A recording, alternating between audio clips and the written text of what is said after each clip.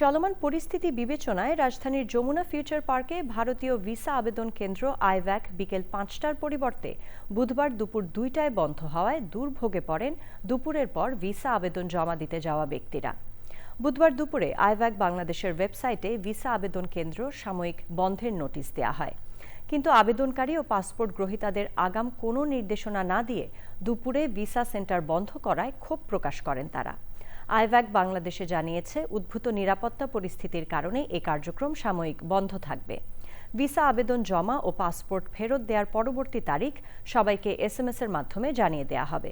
চিকিৎসা, ব্যবসা ও বিভিন্ন দেশের দূতাবাসে যাওয়ার প্রয়োজনীয়তায় ভারতীয় ভিসা সেন্টারে জড়ো হওয়া বাংলাদেশিরা ভিসা সংক্রান্ত সমস্যা সমাধানে সরকারকে দ্রুত কার্যকর উদ্যোগ নেওয়ার দাবি জানান।